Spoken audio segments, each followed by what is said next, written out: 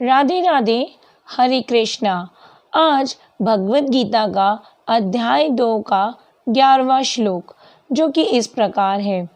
भगवान श्री उवाच अशोचयान वशोचस त्वां प्रज्ञावदम्बरा च भाषसे गतासुन अगत असुन च नानु शोचयन्त पंडितः। अर्थात परमेश्वर ने कहा, जब तुम ज्ञान की बातें कहते हो तो उस बात के लिए शोक कर रहे हो जो शोक के योग्य नहीं है। बुद्धिमान ना तो जीवितों के लिए शोक करते हैं और ना ही मृतकों के लिए। कृष्ण 11वें श्लोक से 30वें श्लोक तक अर्जुन को उसके अवसाद से बाहर निकालने के लिए प्रयास करते हैं ताकि वह उठकर युद्ध कर सके। क्योंकि जैसे कि हमने पीछे के श्लोकों में देखा, अर्जुन इतने ज़्यादा अवसाद में हैं और वो बैठ जाते हैं, अपना गांडीव भी एक साइड रख देते हैं और वो युद्ध नहीं करना चाहते। वो युद्ध क्यों नहीं करना चाहते? क्योंकि वो कहते हैं कि सामने जो मेरे सगे संबंधी हैं, इनको मारने का पाप जीवन भर मुझे लगा रहेगा और मैं उससे निवृत्त नहीं हो पाऊंगा। इसलिए हे कृष्ण, मैं युद्ध नहीं करना चाहता।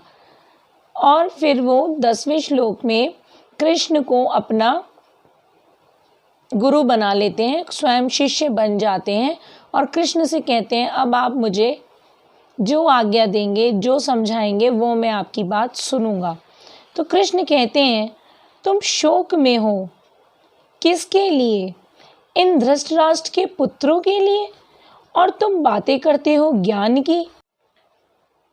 त्वां प्रज्ञा वदम्बरा च भाषसे, तुम शास्त्र की बातें कर रहे हो, कह रहे हो शास्त्र के अनुसार मैं सगे संबंधियों को नहीं मार सकता, इनको मारने का पाप लगेगा।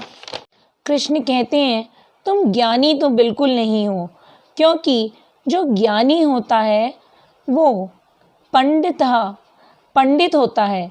पंडित ही ज्ञानी होता है। और पंडित कैसा होता है, ज्ञानी कैसा होता है? जो शोक नहीं करता। गता सुनः अगात सुनः च नानु शोचिन्तः, तो जो पंडित होगा वह किसी संबंधी के मरने पर शोकाकुल नहीं होता है और ना ही किसी जीवित संबंधी के जीवित होने से शोकाकुल होता है। इसलिए अपने संबंधों को मारने में जो शोक प्रकट हो रहा है वह चरित्र है और ये सिद्ध करता है कि तुम पंडित या ज्ञानी नहीं हो। ज़्यादा दूर जाने की ज़रूरत नहीं है। भीष्म पितामह का उदाहरण लेते हैं और उससे समझते हैं। भीष्म पितामह एक ऐसे मनीषी थे जो जीवन और मृत्यु के रहस्यों को पूरी तरह से अलग कर देते थे और अंधविश्वास की दैन्यता के ऊपर उठ गए थे। किसी भी स्थिति में शांत रहने वाले भीष्म पितामह ने दुराचारी लोगों का पक्ष उसी तरह स्वीकार किया जैसे भगवान की ही सेवा वो कर रहे हों। भीष्म पितामह ने दुर्योधन का साथ दिया, दुर्योधन जो कि अधर्मी था, परंतु भीष्म पितामह को ये ज्ञान था कि दुर्योधन अधर्मी है और उन्होंने भगवान की सेवा समझकर ही दुर्योधन का साथ देना स्वीकार किया। इस प्रकार उन्होंने यह चित्रित किया कि जो भगवान के प्रति शरणागत हैं वे परिणाम की चिंता नहीं करते। भीष्म पितामह को परिणाम पता था कि यदि वो दुर्योधन का साथ देंगे तो दुर्योधन की हार तो निश्चित है, क्योंकि कृष्ण तो पांडवों की तरफ थे। तो भीष्म पितामह को परिणाम की चिंता नहीं थी, वह परिणाम जानते हुए भी दुर्योधन का साथ देते हैं।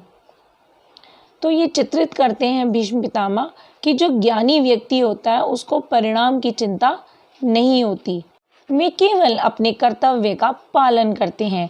कभी कभी शोकाग्रस्त नहीं होते, क्योंकि वे सभी परिदृश्य को भगवान की कृपा मानते हैं। तो इस श्लोक से जो हमें सीख मिलती है, जो हम सीख सकते हैं, वह यह है कि ज्ञान वह नहीं जो हम किताबों में पढ़ते हैं, जबकि सही ज्ञान यह है कि आत्मा और शरीर और सूक्ष्म शरीर को जो पहचान लेता है, आत्मा, शरीर और सूक्ष्म शरीर। शरीर के अंदर एक सूक्ष्म शरीर होता है और आत्मा होती है। जो शरीर है वो पंच तत्वों से बना होता है और सूक्ष्म शरीर मन, बुद्धि और अहंकार से बना होता है। और आत्मा तो हम सभी जानते हैं कि परमात्मा का हिस्सा होती है। तो जो इन सब चीज़ों को समझ लेता है, ज्ञानी वही व्यक्ति होता है। और जो ज्ञानी व्यक्ति होता है वो किसी के मरने पर शोकाकुल नहीं होता और वह किसी को जीवित देखकर भी शोकाकुल की स्थिति में नहीं जाता, क्योंकि उसको ये ज्ञान होता है कि आत्मा नश्वर होती है और शरीर बार बार मरने के बाद बार बार जन्म लेता है। और आत्मा जो कि नश्वर है वो बार बार शरीर बदलती है। इस ज्ञान के कारण ही जो ज्ञानी व्यक्ति होता है वह कभी शोकाकुल की स्थिति को प्राप्त नहीं होता। जो आत्मा और शरीर को जान जाता है वह जीवन काल में फिर कभी दुखी नहीं होता। यही सच्चा ज्ञान है और जो यह जानते हैं वह ही पंडित कहलाते हैं। अर्जुन जिस शास्त्र के बल पर बातें कर रहा था वह धर्म शास्त्र था। उससे भी बड़ा शास्त्र होता है ज्ञान शास्त्र, जिसमें आत्मा और शरीर का ज्ञान होता है। कृष्ण गीता में भी इसी ज्ञान शास्त्र की चर्चा करते हैं और अर्जुन को समझाने की कोशिश करते हैं कि आत्मा तो नश्वर होती है, वह बार बार शरीर बदलती है और जो ये तुम्हारे सामने जो सगे संबंधी खड़े हैं ये भी एक ना एक दिन इस शरीर को त्याग करेंगे। तो तुम अगर इनको मार भी देते हो तो इन्होंने तो इस शरीर को त्याग करना ही है और जो इनकी आत्मा है वो आत्मा दोबारा किसी और नए शरीर में प्रवेश करेगी। तो आत्मा कभी नहीं मरती। ये ज्ञान जब अर्जुन को समझ आ जाएगा तो अर्जुन उठेगा और युद्ध करेगा। यही प्रयास श्री कृष्ण इस 11वें श्लोक से 30वें श्लोक तक करते हैं। इसी के साथ राधे राधे, हरे कृष्ण, हरि बोल।